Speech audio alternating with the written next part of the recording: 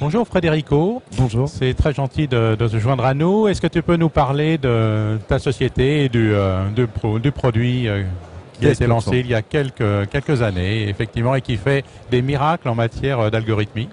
Absolument. Alors en fait, je représente la société Scalian.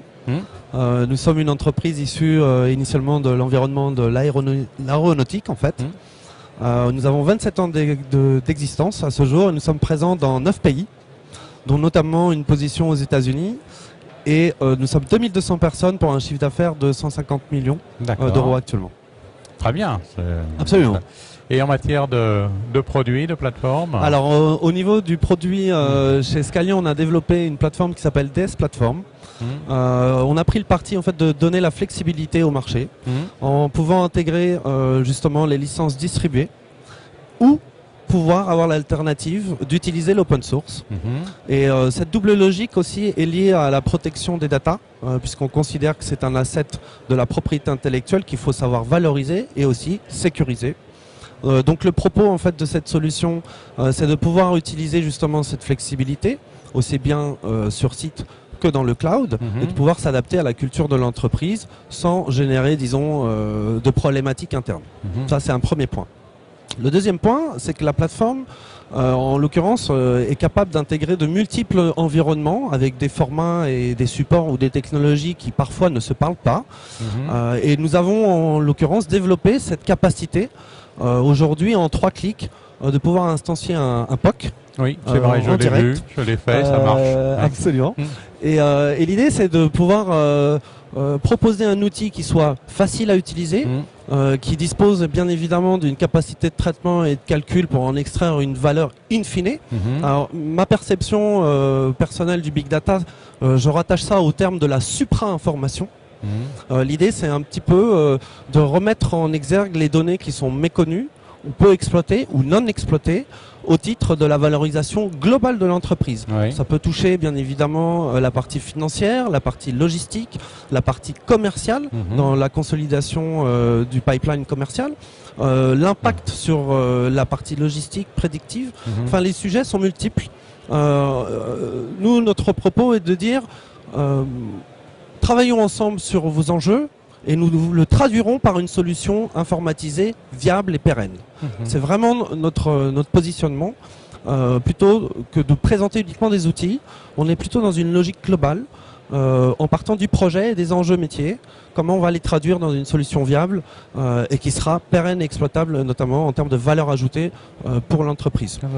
Ça, c'est une des particularités de la plateforme, et notamment on a créé une logique collaborative avec la possibilité, dans des cadres de partenariat, de pouvoir bénéficier de la valorisation sans exposer ces données auprès de ses partenaires. Avec un niveau de cryptage compartimenté en fonction de la sensibilité de ces données, justement. Tout à fait. D'accord. Et la solution existe sous plusieurs formes, en cloud Absolument. La solution est en cloud ou en premise. Ce sont les deux optiques potentielles. Et je sais que tu es très attentif à la protection des données. Tu peux peut-être nous en donner quelques indications supplémentaires? Alors, disons qu'on peut admettre que la data aujourd'hui, c'est le nouveau pétrole. D'ailleurs, d'autres États et d'autres puissances l'ont clairement compris. Et donc, ce cœur de données, qui est au fait finalement un asset potentiel du chiffre d'affaires des entreprises, ou du futur chiffre d'affaires de ces entreprises, est un élément non négligeable à protéger, à faire fructifier, à valoriser, aussi bien dans le haut de bilan de l'entreprise que dans des questions opérationnelles. Alors moi je suis issu en l'occurrence de la brand protection, c'est pour ça que j'ai cette sensibilité, et notamment je participe à des travaux au sein du Conseil de l'Europe avec l'Octopus Cybercrime Community dans le cadre de la lutte contre le crime organisé, et notamment il y a un nouveau phénomène qu'on constate dans le crime organisé, ce sont les dealers de données. Alors je prendrai un exemple très simple, Yahoo, 1 milliard de comptes qui ont été vendus sur le dark web pour 300 000 euros en quelques heures. Et toutes ces données ont une véritable valeur économique. Alors on pourrait transposer par exemple sur les données de santé en France. Le potentiel économique est colossal pour éventuellement des concurrents un peu indélicats. Bien sûr, tout à fait. Et aujourd'hui, malheureusement, ces techniques de hacking sont assez généralisées. D'où l'idée de proposer davantage la solution private. Exactement. Dans une logique de veille, de protection, de l'asset de l'entreprise, de son avenir, entre autres.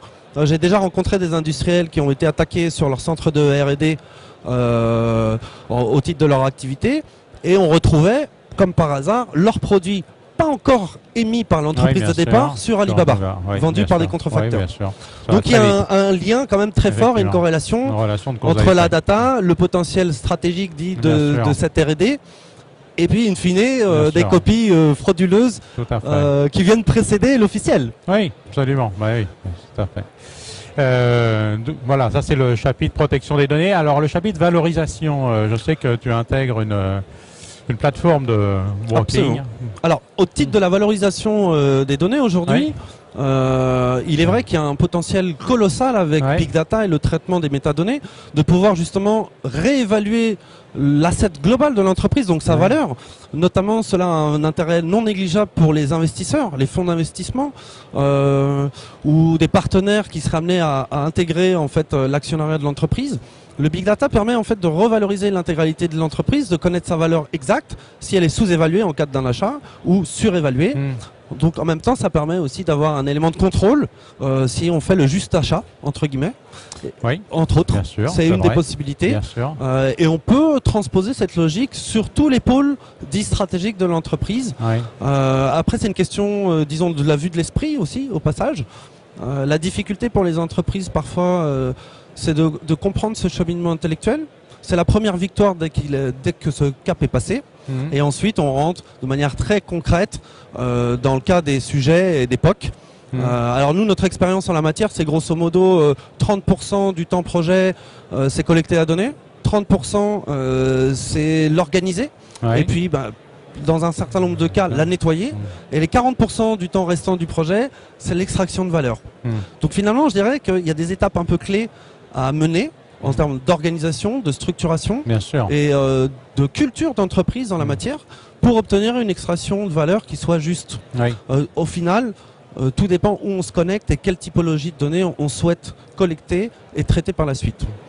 La valeur dépend aussi du marché de la donnée. Absolument.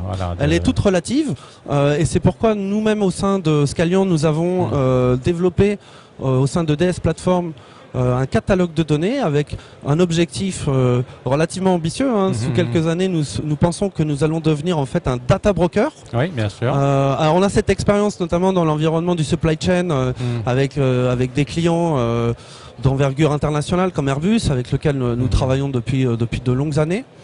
Et on a constaté qu'en intégrant le blockchain au titre de la supply chain, ça c'est une de nos particularités, on pouvait amener un élément de tiers de confiance pour que, en l'occurrence, la supply chain soit dynamique, que les fournisseurs puissent être annotés, entre guillemets, et bénéficier d'un retour d'expérience de l'ensemble de la supply chain. Et surtout, utiliser la protection et la cryptographie du blockchain au titre de la préidentification de ces acteurs. Tout le monde bénéficie de l'extraction de valeur sans s'exposer face à ses camarades. Et là, vraiment, il y a une notion innovante en la matière. C'est pourquoi on a développé ce programme avec justement une université. C'est un programme académique. On est assez porté sur l'avenir. Alors peut-être qu'on se trompe, mais en tout cas c'est la vision qu'on essaie de défendre. Et on pousse cette logique, et notamment une logique disons d'une Europe numérique et d'une Europe de nouvelles technologies franco-européennes pour justement déployer cette expertise et cette industrie à notre niveau. Ok, merci beaucoup Frédérico. Je vous en prie Jean-Pierre, merci à vous pour cette interview. À très bientôt.